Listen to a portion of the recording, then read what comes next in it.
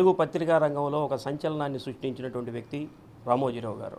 రామోజీరావు గారు ఈనాడు పత్రికని స్థాపించి తెలుగు పత్రికా రంగానికి ఒక దిశానిర్దేశం చేసినటువంటి ఒక గొప్ప వ్యక్తి, ఒక దార్శనికుడు. ఆయన ఆధ్వర్యంలో ఈ ఈనాడు స్థాపించినప్పుడు మనకి మధ్యాహ్నం పూటో సాయంత్రం పూటో ఎప్పుడో ఈ పత్రికలు వచ్చాయి. అలా కాకుండా సూర్యోదయానికి పూర్వమే, అంటే కోడి కూసే సరికే ప్రతి తెలుగు వాళ్ళ లోగిళ్లలో ఈనాడు పత్రిక అన్నది ఉండాలనేది ఆయన సంకల్పం. అంటే ప్రతి ఇంటి ముందు పాల ప్యాకెట్తో పాటు ఈనాడు దినపత్రిక కూడా ఉండాలని ఆయన ఏదైతే సంకల్పం చేశాడో అప్పటి నుంచి ఇప్పటి వరకు కూడా అది తూచా తప్పకుండా జరుగుతుంది. ఈనాడుకు సంబంధించినటువంటి మనకి పేపర్ బాయ్ ఎవరైతే ఉంటాడో సూర్యోదయం తర్వాత అతను రోడ్డు మీద కనపడకూడదన్నది అతని సంకల్పం. అదే ఈరోజు కూడా మనకి జరుగుతుంది. చూడండి, రామోజీరావు గారు ఏదైతే ఆయన సూర్యోదయానికి పూర్వమే ఈనాడు దినపత్రిక నేయాలనుకున్నాడో ఆయన కూడా ఒక భీష్మాచార్యుడు ఏ విధంగా అయితే తన మరణాన్ని తనే నిర్దేశించుకున్నట్లు ఆయన మరణాన్ని కూడా తెల్లవారుజామున 4:50 నిర్దేశించుకున్నాడు.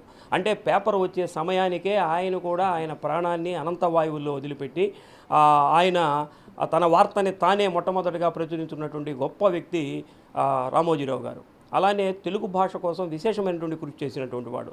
తెలుగు వెలుగు అన్నటువంటి ఒక సాహిత్య పత్రికని స్థాపించి దాని ద్వారా ఎంతో తెలుగు సాహిత్యానికి కృషి చేయటమే కాకుండా విపుల చతుర అన్నటువంటి పత్రికలను కూడా స్థాపించి అటు కథలకి ఇటు నవలలకి అలానే మనకి జాతీయ స్థాయిలో ఉన్నటువంటి అన్ని భాషల్లో ఉన్నటువంటి కథల్ని కూడా మనకి తెలుగులో తర్జుమా చేసి అందించినటువంటి గొప్పవాడు. ఈరోజు మనకి అన్య భాషా పదాలు లేకుండా మనం మాట్లాడలేనటువంటి పరిస్థితుల్లో ఈనాడు దినపత్రికల్లో ఒక్క ఆంగ్ల పదం కూడా లేకుండా అన్నీ తెలుగులోకి తర్జుమా చేసి ఒక నూతన నిఘంటువుని తయారు చేసినటువంటి వాడు, ఆ పత్రికా రంగానికి అందించినటువంటి వాడు రామోజీరావు గారు. అటువంటి ఆయన ఈరోజు మరణించడం అనేది ఇది పాత్రికేయ రంగానికి, ముఖ్యంగా తెలుగు వాళ్ళందరికీ కూడా ఒక విషాదకరమైనటువంటి వార్త. ఒక పత్రికా రంగంలోనే కాదు, ఆయన ఏ రంగం తీసుకున్నా సరే ఆయా రంగాలలో విశేషమైనటువంటి ప్రతిభ కనబరిచి కేంద్ర ప్రభుత్వం ద్వారా కూడా గుర్తింపబడి మనకి భారతదేశంలో 2వ అత్యున్నత పురస్కారమైనటువంటి పద్మవిభూషణ్ అవార్డును కూడా అందుకున్నటువంటి వాడు. ఆయన మరణానికి ప్రకాశం జిల్లా రచయితల సంఘం పక్షాన సంతాపాన్ని తెలియజేస్తూ అన్ని సంఘాల ఇక్కడ ఉన్నటువంటి సాహిత్య సాంస్కృతిక సంఘాల ప్రతినిధులందరూ కూడా ఈరోజు వచ్చి ఆ మహానుభావుడికి, ఆ గొప్ప వ్యక్తికి నివాళులర్పించారు. వారి ఆత్మకు శాంతి కలగాలని కోరుకుంటున్నాను. పద్మవిభూషణ్ శ్రీ రామోజీరావు గారు ఇవాళ మహాభినిష్క్రమణ చేయటం జరిగింది. ఆయన పత్రికా రంగం, సాహిత్య రంగం, అలాగే సినీ రంగం, మీడియా రంగం, ఏ రంగం తీసుకున్నప్పటికీ కూడా తన వ్యాపారాలని ఈ రాష్ట్ర వ్యాప్తంగా, దేశవ్యాప్తంగా వృద్ధి చేసి సామాన్య జనానికి ఉపాధి కల్పించి ఎంతగానో తోడ్పడినటువంటి గొప్ప వ్యక్తి రామోజీరావు గారు. మరీ ముఖ్యంగా చెప్పుకోవాల్సిన విషయం, తెలుగు భాషకు, సాహిత్యానికి ఎనలేని కృషి చేశారనడంలో ఏమాత్రం అతిశయోక్తి లేదు. అన్నదాత అనే పత్రికను స్థాపించి రైతు వర్గానికి, అలాగే విపుల చతుర, తెలుగు వెలుగు అనే పత్రికల ద్వారా తెలుగు భాషకు, తెలుగు సాహిత్యానికి ఎనలేని కృషి చేశారు. ఇవాళ ఆయన లేని లోటు తీర్చలేనిది. అటువంటి గొప్ప వ్యక్తి మరణం ఆంధ్ర రాష్ట్ర జనానికి మరి ముఖ్యంగా తీరని లోటు. అటువంటి వ్యక్తికి ఇవాళ వారి ఆత్మకు శాంతి చేకూర్చాలని కోరుకుంటూ ప్రకాశం జిల్లా రచయితల సంఘం తరపున అక్షర నీరాంజలి చెల్లిస్తున్నాం. నేను 1960లో పుట్టినప్పుడు రామోజీరావు గారు మార్గదర్శి అనేటువంటి ఒక సంస్థను ఏర్పాటు చేశాడని విన్నా. ఈరోజు నేను 75లో 10th క్లాస్ చదివేటప్పుడు, గ్రంథాలయాల గురించి చదివేటప్పుడు ఆంధ్రపత్రిక, ఆంధ్రప్రభ ఈ పత్రికలు ఉండేవి. ఆ పత్రికలు కాశీనాథుని విశ్వేశ్వరరావు అనేటువంటి ఆయన అని చెప్పి చదువుకుంటూ 10th క్లాస్ అయి బయటకు వచ్చేటప్పటికి ఈనాడు అనేటువంటి కొత్త పత్రిక వచ్చింది 75లో. ఈనాడు ఏంది, ఈ పేరు ఏంది అని చెప్పని అనుకున్నాం. ఈనాడు అంటే ఏందిరా అంటే ఈరోజు అన్నాడు. ఈరోజు అంటే ఏంటంటే ఈరోజు వార్త ఈరోజే మనం తెలుసుకుంటాము అన్నారు.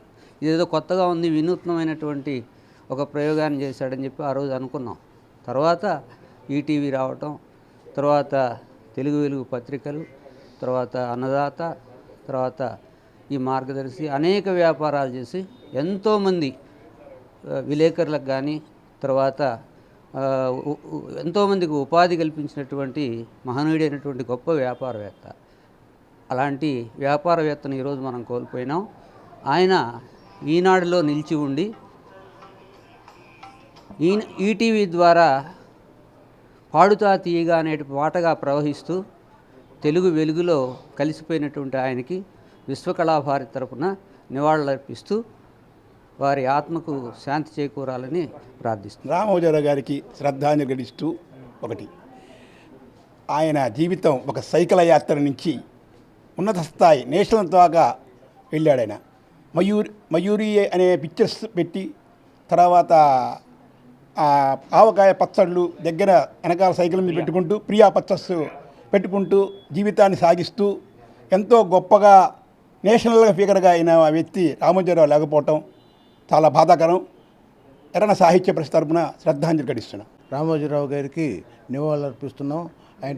ఆయనటువంటి మహానుభావుడు లేకపోవటం పత్రికా రంగానికి కానీ సాహిత్య రంగానికి కానీ తెలుగు రాష్ట్రాలకి తీరని రోడ్డుని పంచసార పరిషత్ తరపున నేను కార్యదర్శిగా నివాళులర్పిస్తూ ఆయన ఆత్మకు శాంతి చేకూర్చాలని భగవంతుని ప్రార్థిస్తున్నాం.